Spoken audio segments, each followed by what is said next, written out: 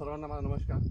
मी कृषी विज्ञान केंद्र वडेल मालेगाव आपलं सेंट्रल गव्हर्नमेंटचं इन्स्टिट्यूट आहे. तर तिथे एक सायंटिस्ट म्हणून तिथे काम करतो. आणि आज आपल्या भागामध्ये मी याच्यापूर्वी 2 वर्ष अगोदर बुलढाण्याला आलो होतो. आपला कार्यक्रम पण झाला होता.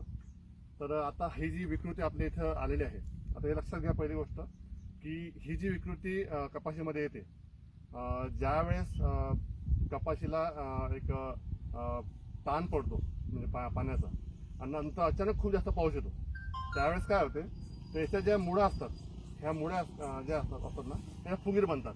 त्याला जमिनीद्वारे अन्नद्रव्याचा आणि पाण्याचा जो पुरवठा वरती व्हायला पाहिजे तो होत नाही. आणि ही जी स्टेज आहे म्हणजे पातं फुलं लागायची, ही स्टेजसाठी खूप भयानक असते. बरोबर. यावेळेस हा जो याला आकस्मिक मत म्हणजे आपण आमच्या भाषेमध्ये याला पॅराबिल्ट म्हणतो.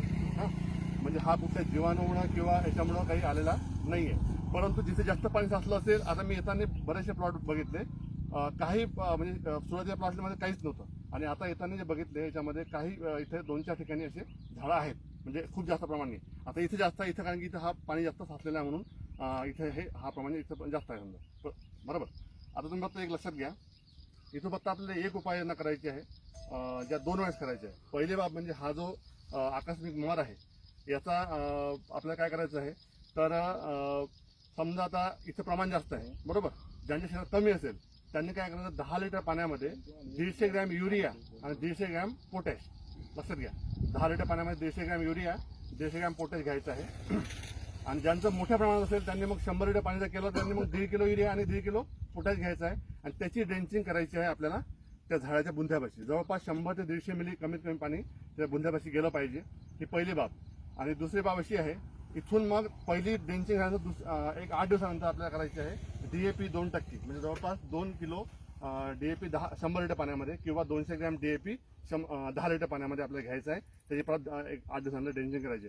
आणि हा माझा वैयक्तिक अनुभव आहे. मी काय तुम्हाला असं म्हणजे आहे म्हणून सांगत नाही. आम्ही आमच्या कृषी विज्ञान केंद्रामध्ये सुद्धा कपाशीची लागवड करतो. आमच्या इथं पण 1-2 असं झालेलं आहे, आणि आम्ही ही ट्रीटमेंट केलेली आहे. आणि ह्या ट्रीटमेंटमुळे आपलं जे ह्या स्टेजचं हे जी स्टेज आहे, ही स्टेज आपली नक्कीच आपली परत जिवंत होऊ शकते. बरोबर.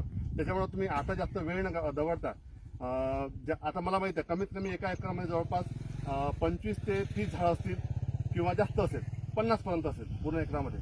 तर आपल्याला काय करायचं, पाठीवरचा जो पंप असतो त्याच्यामध्ये आपण 10-15 लिटर जे पाणी घ्यायचं, त्यामध्ये तुम्हाला सांगितल्याप्रमाणे 150 ग्रॅम 10 लिटर पाण्यामध्ये 150 ग्रॅम युरिया आणि 150 ग्रॅम पोटॅश घ्यायचं आहे. त्याची ड्रेंचिंग करायची आहे. जिथं आता हे झाड सुकलं आहे ना, याला पण करायची, याच्या बाजूच्या झाडाला पण करायची. बरोबर. नंतर पुढं असं आणखी असेल असं करायचं. म्हणजे काय करायचं आपल्याला, तर हे जे पहिले ही जी स्टेज आहे इथून सुरुवात करायची आहे, नंतर ह्या स्टेजला करायचं आहे. आता जे एकदमच मरून पडलेले आहेत, आता मे बी तुम्ही तिथे करून पहा, जर झालं ठीक, पण मला वाटत नाही त्याचे परत जीवित होईल म्हणून. कारण की ते जिवंत झालं तरी त्याला कव्हर व्हायला बराचसा वेळ लागेल. त्यामुळे ही जी स्टेज आहे याला आपण आता कव्हर करू शकतो.